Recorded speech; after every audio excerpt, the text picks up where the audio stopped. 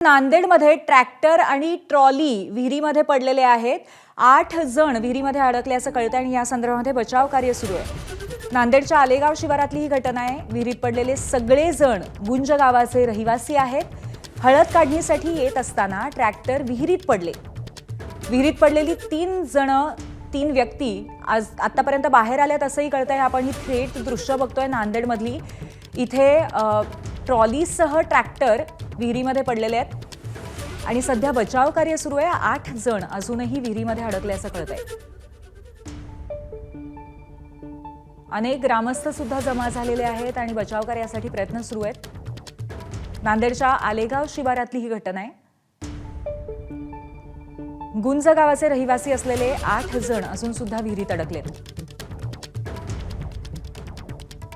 हे रहिवासी हळद काढणीसाठी इथे येत होते आणि ट्रॅक्टरने येत होते, परंतु हे ट्रॅक्टर विहिरीत पडले। आपले प्रतिनिधी अभिषेक एकबोटे आपल्याला माहिती देतील। अभिषेक, नक्की कसा घडला हा प्रकार? ट्रॅक्टर आणि ट्रॉलीचा अपघात झालेला आहे। त्यात 8 जण विहिरीत अडकलेले आहे। बचाव कार्यासाठी आता क्रेन वगैरे आलेली आहे आणि क्रेनच्या साहाय्याने या सगळ्यांना बाहेर काढण्याचं काम सुरू आहे।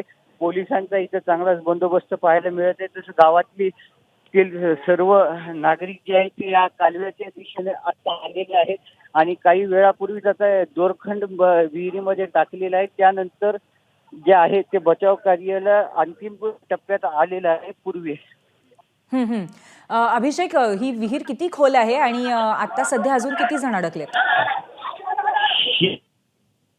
पूर्वी खोल नाहीये, पण याच्यामध्ये जे गाळ वगैरे आहे त्या गाळामध्ये हे अडकलेले आहेत आणि याच्यात विहिरीत जर पाहिलं तर टायर आणि यांच्या काही पिशव्यावर दिसत आहेत।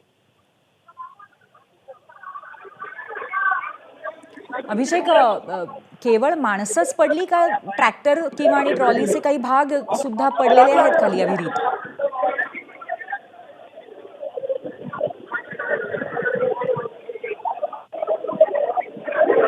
आपण आपल्या प्रतिनिधींकडनं माहिती घेतोय।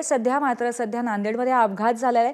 ट्रॅक्टर विहिरीत कोसळल्याचं कळतंय। हळद काढणीसाठी इथे काही गुंज गावातले रहिवासी येत असताना हा अपघात घडला।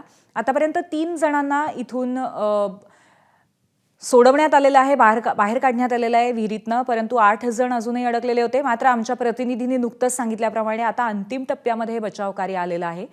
पोलिसांचाही मोठा बंदोबस्त आहे। ग्रामस्थ सुद्धा मदतीला आलेले आहेत।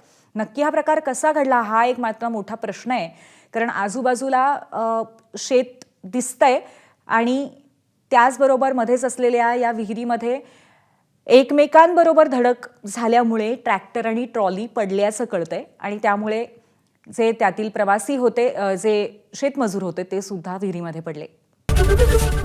एबीपी माझा, उघडा डोळे बघा नीट।